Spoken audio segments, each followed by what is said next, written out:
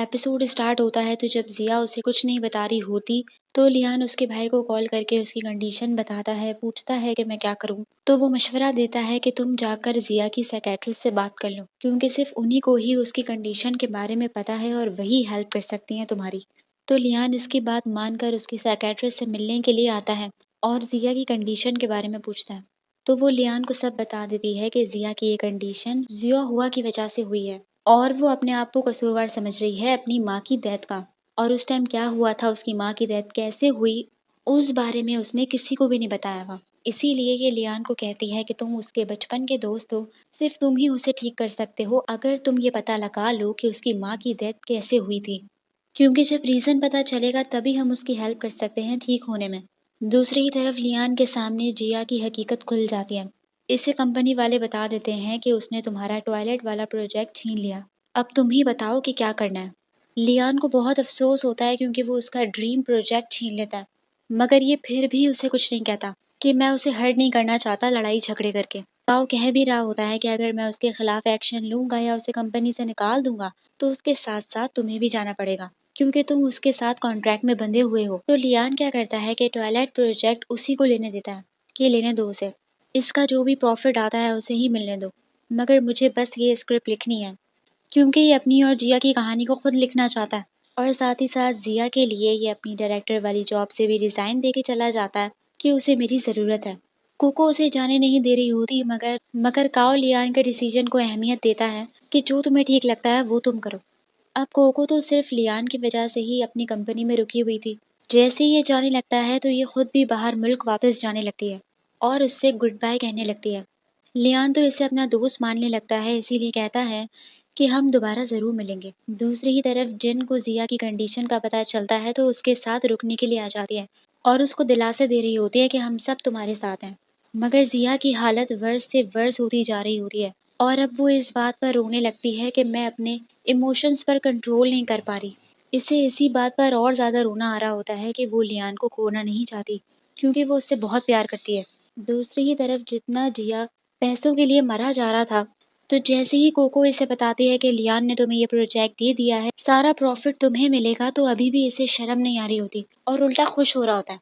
और ये बात जब युआन को पता चलती है तो वो उस पर चिल्ला रही होती कि उसने तुम्हारे लिए इतना कुछ किया, तुमने ऐसा क्यों किया उसके साथ।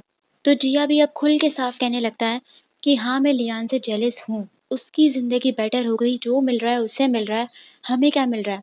और उसके लफ्ज में सिर्फ लियान के लिए जेलसी नफरत उबल उबल के निकल रही होती है, उसको कोई शर्मिंदगी नहीं होती अपने किए की।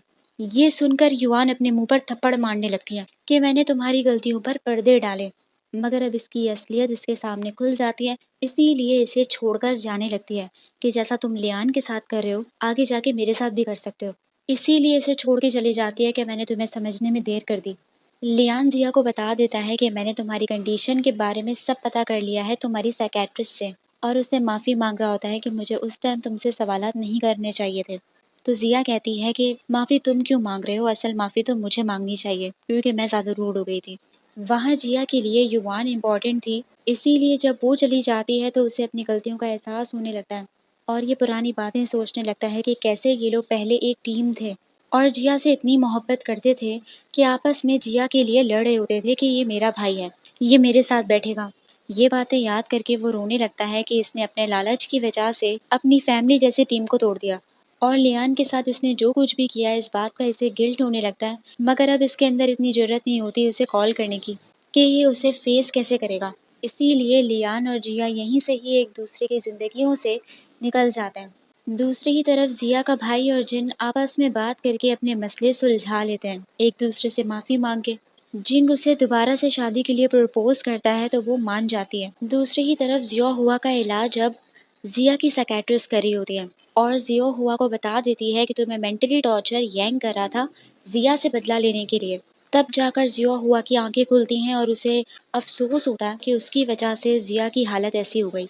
दूसरी तरफ लियान जिया को अपने साथ वॉक पर लेकर आता है और उसे बता देता है कि मैंने अपनी जॉब छोड़ दी और मैं पहले की तरह घर से ही काम करूंगा ताकि तुम्हारे साथ ज्यादा से ज्यादा टाइम स्पेंड कर सकूं। ये सुनकर जिया कहती है कि तुम्हें ये सब करने की जरूरत नहीं है, तुम मुझ पर अपनी एनर्जी वेस्ट मत करो। मगर वो कहता है कि मैं खुश हूँ, लेकिन जिया को ऐसा लग रहा होता है कि वो इसके ऊपर बोझ हो रही है, इसीलिए उससे ब्रेकअप का कहने लगती है कि तुम मेरे पीछे अपनी ज़िंदगी बर्बाद मत करो, और उसे कोको का भी बता देती है कि वो मेरे पास आई थी और उसने मुझे बताया था कि वो तुमसे मोहब्बत करती है। मुझे यकीन है कि वो तुम्हारा बहुत ख्याल रखेगी। इसको उसके पास जाने के मशवरे दे रही होती है, मगर लियान साफ कह देता है कि मैं सिर्फ तुमसे प्यार करता हूँ, और उसे समझाता है कि मैं तुम्हारे साथ हूँ, मैं तुम्हें किसी कीमत पर नहीं छोड़ सकता, हम दोनों मिलकर इस सिचुएशन से बाहर निकलेंगे। मगर जिया नहीं सुनती और कहती है कि मैं तुमसे डिस्कस नहीं कर रही हूँ, बल्कि तुम्हें अपना फैसला सुना रही हूँ, और ब्रेकअप करके चली जाती है। और किसी से नहीं मिल रही होती, किसी से अपनी प्रॉब्लम डिस्कस नहीं कर रही होती, और अपने भाई को भी धक्के देकर घर से निकाल देती है जब वो उससे ज़्यादा सवालात कर रहा होता है कि तुम लियान को खुद से दूर क्यों कर रही हो, अगर उससे कर भी रही हो तो मैं तुम्हारे साथ हूँ, तुम्हारा भाई तुम्हारे साथ है। उसे बहुत समझाता है, मगर वो कुछ समझने की कंडीशन में नहीं होती। इसके दिमाग में बस यही चल रहा होता है कि अपनी माँ की डेथ की कसूरवार ये है, और अब लियान को याद कर कर के भी रो रही होती है, क्योंकि ब्रेकअप तो कर लेती है मगर उसके बगैर रह नहीं पा रही होती, और घर छोड़कर जाने की तैयारियों में होती है। मगर लियान क्या करता है कि जिस घर में ये दोनों रहते हैं ये उसको खरीद लेता है कि अब से ये हम दोनों का घर है। ये देखकर वो इमोशनल होने लगती है, मगर फिर भी कहती है कि मैं जा रही हूँ। तो वो कहता है कि हमारे घर को छोड़कर, मुझे छोड़कर कहाँ जाने का इरादा है तुम्हारा, और तुम्हारे ब्रेकअप को मैं नहीं मानता, मैं तुमसे दूर नहीं हो सकता। हर पॉसिबल तरीके से कोशिश करता है उसे रोकने की, उसे समझाने की कि मैं तुम्हारे साथ हूँ, तुम ठीक हो जाओगी। मगर वो नहीं समझती और अभी भी उसे खुद से दूरी कर रही होती है। उन लोगों की बातें इसे इतना इफेक्ट कर जाती हैं कि ये अपने आप को ही कसूरवार कहने लगती है कि हाँ शायद मैं ही बुरी हूँ, और मर्डरर मानने लगती है। दूसरी ही तरफ यांग को पुलिस पकड़ ही लेती है, क्योंकि उसने जियांग की कंपनी की इंफॉर्मेशन लीक करने के जुर्म में, और साथ ही साथ उस जाओ को भी अरेस्ट कर लेती है। जब यांग उसे अपनी कैद से रिहा कर देता है, वहाँ लियान जिया की कंडीशन को समझने के लिए उसकी माँ की डेथ को इन्वेस्टिगेट करता है। उस पुलिस ऑफिसर से मिलता है जिसने ये केस सॉल्व किया था, और उसे सब बता देता है कि जिया अपने आप को कसूरवार समझ रही है कि वो अपनी माँ को गिरने से नहीं बचा पाई। मगर वो ऑफिसर बताता है कि जिया उस टाइम छोटी बच्ची थी, कोई बड़ा इंसान भी हाथों से बॉडी को ऊपर नहीं खींच सकता, तो वो तो बच्ची थी। तब जाकर लियान को सारी स्टोरी समझ आती है, और वो उनकी पास्ट हिस्ट्री को फुल इन्वेस्टिगेट करने लगता है। अब दूसरे दिन जब वो घर आता है तो उसे जिया कहीं नहीं मिलती, तो वो घबरा जाता है कि वो कहाँ चली गई। मगर बाद में उसे समझ आ जाती है कि वो एक ही जगह जा सकती है, अपने पुराने घर। वो भी वहीं आ जाता है, तो देखता है कि जिया सुसाइड कर रही होती है, कि असल तो मुझे मरना था, तो उसी जगह से मर रही होती है जहाँ से उसकी माँ मरी थी। वो रो रही होती है, उससे माफिया मांग रही होती है कि मुझे माफ कर दो, मैं अब और अपने इमोशंस पर कंट्रोल नहीं कर सकती। क्योंकि इसे ऐसा लग रहा होता है कि ये अपनी माँ से लड़ती झगड़ती रहती थी, और यही चाहती थी कि वो मर जाएं, इसीलिए इसने जानबूझकर उन्हें मरने से नहीं बचाया। जबकि हकीकत ये नहीं होती। हकीकत उसे लियान बताता है कि उसकी माँ खुद ही मरना चाहती थी और कई बार सुसाइड कर चुकी थी, उधारात की वजह से। मगर सिर्फ जिया की मोहब्बत में वो हर बार रुक जाती थी।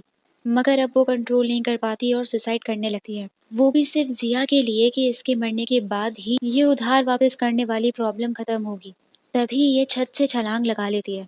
इसमें जिया का कोई कसूर नहीं होता, वो तो अपनी माँ का हाथ पकड़ लेती है, मगर वो कब तक पकड़े रह सकती थी, जबकि उसकी माँ खुद ही जिंदा नहीं रहना चाहती थी। लियान की ये बात सुनने के बाद जिया को अपनी और अपनी माँ की कन्वर्सेशन याद आती है कि हाँ वो भी बिल्कुल एग्जैक्टली ये सब उससे उस टाइम कह रही थी। जिया को हौसला मिलता है और लियान उसे सुसाइड करने से बचा लेता है, क्योंकि सिर्फ यही है जो उस पर गिव अप नहीं करता और इसे संभाल सकता है। उसे मोटिवेट कर रहा होता है कि तुम्हारी माँ ने इतनी बड़ी कुर्बानी दी ताकि तुम अच्छी जिंदगी जी सको, इसीलिए तुम्हें जीनी चाहिए। और ऐसे ही हैप्पी एंडिंग हो जाती है, ये दोनों मिल जाते हैं। और फिर दिखाते हैं कि लियान अपनी ट्वाइलाइट स्क्रिप्ट भी कंप्लीट कर लेता है, और यही हमारी स्टोरी खत्म हो जाती है। लियान उसकी अंधेरे वाली जिंदगी में उजाला बन के आ जाता है, और वो अपने आप को इस डिप्रेशन से आहिस्ता आहिस्ता बाहर निकाल रही होती है। तो आप लोग मुझे बताइए, आप लोगों को ये ड्रामा कैसा लगा? लाइक कीजिए, सब्सक्राइब कीजिए और कमेंट